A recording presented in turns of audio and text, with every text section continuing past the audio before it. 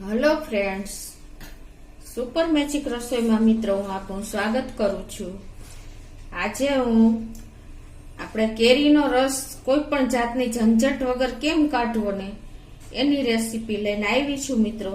તો તમે મારો વિડીયો જોજો અને તમને મારો વિડીયો ગમે તો લાઈક કરજો, શેર કરજો અને સબસ્ક્રાઇબ કરવાનું તો ભૂલતા જ નહીં। તો મિત્રો, આપણે કેરીની સિઝનમાં કેરી આપણે પેલા લઈએ ને એટલે આ રીતે આપણે 10 થી 15 મિનિટ આપણે આ પાણીમાં બોરી રાખવાની, એટલે એમાં કોઈ પણ જાતની પેસ્ટિસાઇડ કે કોઈ પણ જાતના હોય અંદર ઉપર રજ ધૂળ એ નીકળી જાય અને એકદમ જે દવા સ્પ્રિંકલ કરી હોય, કદાચ ઓર્ગેનિક ન હોય તો તમને પિમ્પલ્સ કે અળાયું નીકળે છે કેરી ખાવાથી ઘણાને, એ પ્રોબ્લેમ નહીં થાય। એટલે આપણે આ 10 થી 15 મિનિટ જો મેં કેરીને આ રીતે બોળી રાખી છે, હવે એને આપણે આ રીતે ધોઈ લેશું બધી કેરી।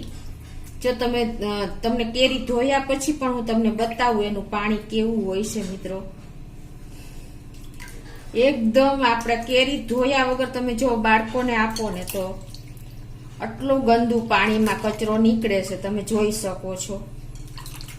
એટલે આપણે 2 થી 3 પાણીએ આ કેરી ધોઈ નાખવાની હોય છે, પછી જ આપણે એનો આગળ ઉપયોગ કરવાનો હોય છે, તમે જોઈ શકો છો।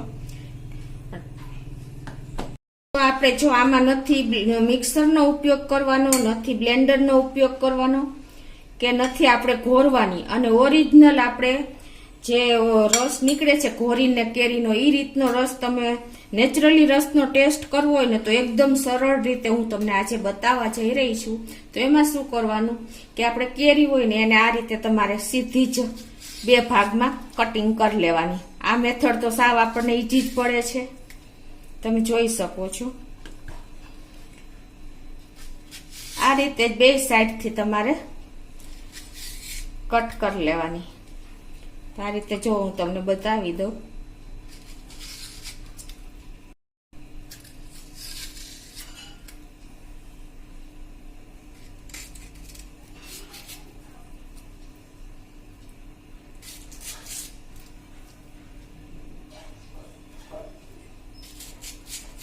આ રીતે સમારી લેવાની ફટફટ, અને પછી આપણે હવે શું કરવાનું છે તમને બતાવું આગળ। હવે આ રીતે સમાર્યા પછી આપણે જો તમારે એકદમ બારીક રસ જોતો હોય ને, એકદમ રેસા વગરનો તો હોય જ છે, પણ એકદમ તમારે જ્યુસ ટાઈપનો રસ જોતો હોય ને તો તમારે આવી રીતે આપણે જે ચાયણી આવે છે ને મેંદાની જારીવાળી, ઈ લેવાની છે, અને એમાં તમારે આ રીતે જો આ રીતે આપણે કેરીનો ભાગ કર્યો છે ને એ આ રીતે તમારે આમ પીસી નાખવાનું। સેકન્ડનું કામ થાય છે મિત્રો, આમાં કોઈ ટાઈમ જ નથી લાગતો, અને તમારે ક્વોન્ટિટીમાં જો હશે ને કેરી તો પણ તમે ઈઝીલી જો કેટલા છોતરા આપણે એકદમ ક્લીન થઈ જાય છે, અને તમે જોઈ શકો છો કે જો આપણા રેસા પણ જો આ બધા ઉપર આવી જાય છે। સાવ ઈઝી મેથડ છે મિત્રો। આ નથી આપણે મિક્સર બગાડવાનું કે નથી ધોવાની ઝંઝટ કે કોઈ જાતની, આ તમારે આપણે જે જારી હોય છે તો એ તો ઈઝીલી તમારે સાફ થઈ જાય છે। જુઓ તમે, રેસા પણ નીકળી જશે, અને તમારે જે તમને અનુકૂળ હોય ને એવો રસ તમે ઈઝીલી કાઢી શકો છો, કોઈ જાતનો ટાઈમ જ નથી લાગતો। અને જો છે ને, અને તમને એના રેસા પણ બતાવી દઉં। જો આ રીતે તમારે, જો કે હાફૂસ કેરી છે એટલે બહુ રેસા હોતા નથી, પણ આપણે કેસર કેરીમાં રેસા હોય છે, અને તમને રસ પણ બતાવી દઉં। જો મિત્રો, તમારે જેવો રસ જોતો હોય ને એવો રસ તમને મળી રહે, એકદમ જ્યુસી ટાઈપનો। જો ખ્યાલ આવે છે તમને, એકદમ રિબન ટાઈપનો જો તમારો રસ તૈયાર થાય છે। નથી મિક્સરની જરૂર, નથી બ્લેન્ડરની જરૂર। તો આ રીતે આપણે થોડોક રસ કાઢી લઈએ।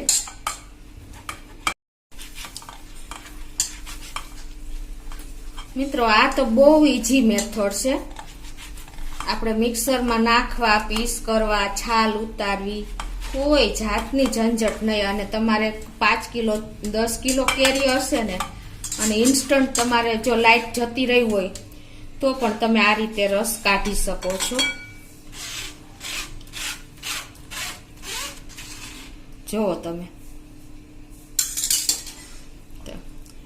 આની તમને એકદમ જ્યુસ નીકળી ગયો છે. અને આ રસ જેને રેસા સાવ ન ગમતા હોય, જેને એકદમ પલ્પ ટાઈપનો રસ ન ગમતો હોય એના માટે આ રસ બેસ્ટ છે, તમે જોઈ શકો છો.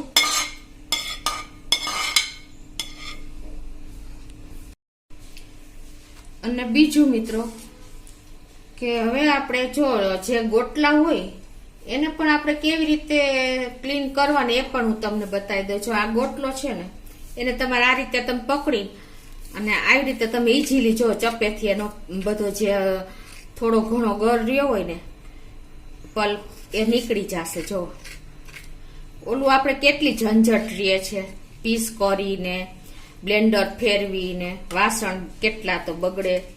જો થઈ ગયો ને એકદમ નીટ એન્ડ ક્લીન. તો તમે આ મેથડથી જો તમે રસ કાઢશો ને મિત્રો તો તમારે ટાઈમ પણ નહીં લાગે, વીજળીની બચત થશે અને તમારે ઝડપથી તમે રસ કાઢી શકશો. હવે તમને બીજી મેથડ પણ બતાવી દઉં મિત્રો.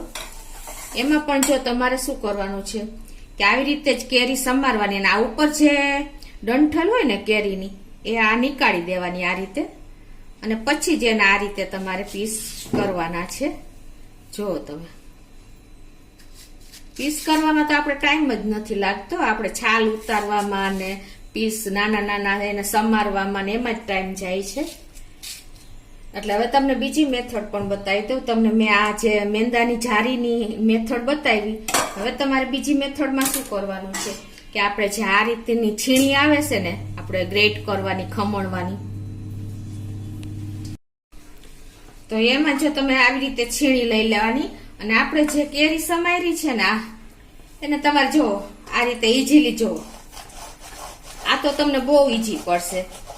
અને તમને કદાચ સાવ એકદમ જ્યુસી રસ નો ઘણાને ગમતો હોય, રેસાવાળો ગમતો હોય, પલ્પ જેવો ગમતો હોય, તો તમે આ મણની મણ કેરી હશે ને, કિલોની કિલો કેરી મિત્રો, તમે અડધી કલાકમાં તમે 20 મણ કેરીનો રસ કાઢી શકશો. એટલી ઈઝી પડે છે આવી રીતે. તો તમે જોવો.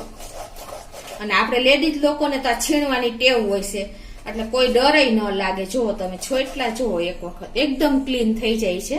અને આવી રીતે જો તમારા સાઈડની પેલી નાની પતલી ચિપ્સ હોય ને તો પણ તમારે ઈઝીલી આમાં નીકળી જશે. જો ઓમાં તો નીકળી જ જતી હતી, આમાં પણ ઈઝીલી ક્લીન થઈ જશે, કોઈ ટાઈમ જ નહીં લાગે મિત્રો.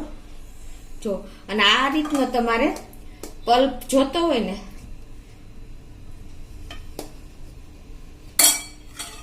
તો પણ તમે તૈયાર કરી શકશો. જો આ પલ્પ ખાવાની ઓરિજિનલ આપણે ઘોરીને રસ કાઢીને એવો ટેસ્ટ તમને લાગશે. આપણે બ્લેન્ડરમાં કે મિક્સરમાં ફેરવશું ને તો તમને આવો ટેસ્ટ, ઓરિજિનલ ટેસ્ટ એટલે કે નેચરલી ટેસ્ટ તમને રસનો નહીં આવે. એવો રસ તમારે જોઈતો હોય તો તમારે આ પ્રોસીજર ઈઝી સરળ રીતે તમે કરી શકશો અને મિનિટોમાં તમે રસ તૈયાર કરી શકશો.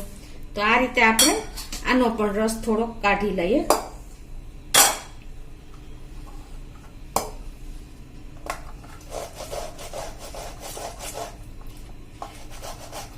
મિત્રો આ રસ કાઢવાનો ટાઈમ લેડીઝને બહુ કંટાળો આવે છે, કેટલા કામ હોય અને રસ કાઢવાનો થાય ક્વોન્ટિટીમાં.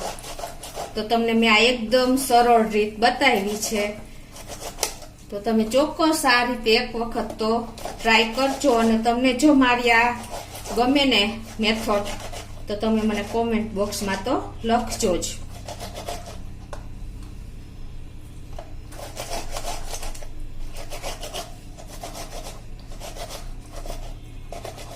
મિત્રો કલાકોનું કામ મિનિટોમાં પતી જાય છે. જો તમે છે ને નથી, જો રેસા પણ ઉપર રહી જાય. જો આપણે આ ફૂસકેરીમાં રેસા હોતા નથી એટલે તમને ખ્યાલ નહીં આવે. અને એકદમ નેચરલી ટેસ્ટ નો આપણે રસ તૈયાર થયો છે. જો છે ને. અને આ રસ તમારે સ્ટોરેજ કરવો હોય ને મિત્રો તો પણ આખું વર્ષ એવો ને એવો ટેસ્ટ જળવાઈ રહેશે. એટલે તમને હું બતાવી દઉં મિત્રો. જો સાવ ઈઝી મેથડ છે ને, તમને બોરિંગ પણ તમે નહીં થાવ, કંટાળો નહીં આવે કોઈ જાતનો. અને તમે જ્યારે તમને ઈચ્છા થાય ને ત્યારે તમે રસ તૈયાર કરી શકશો મિત્રો. કેટલો સરસ રસ નીકળ્યો. અને આનો ટેસ્ટ તમે કરશો ને એટલે તમને એમ લાગશે કે આ તો આપણે કેરી ઘોરતા ને પેલાના સમયમાં દાદી નાની વખતમાં, અને જે તમને રસનો એકદમ મીઠો ટેસ્ટ આવતો ને એવો જ આ બંને રસનો ટેસ્ટ આવશે. તો તમને મારી ઈઝી મેથડ કેવી લાગી મિત્રો? ચોક્કસ તમે આ રીતે ટ્રાય કરજો. તો મિત્રો તમે આ વર્ષે તમે ચોક્કસ આ સિઝનમાં આ રીતે રસ કાઢવાની ટ્રાય કરજો. તમને ચોક્કસ ગમશે અને રસનો ટેસ્ટ તમે અચૂક ભૂલશો જ નહીં, એવો ટેસ્ટ સરસ આવશે. તો તમને મિત્રો મારો વિડીયો ગમે તો લાઈક કરજો, શેર કરજો અને સબસ્ક્રાઈબ કરવાનું તો ભૂલતા જ નહીં.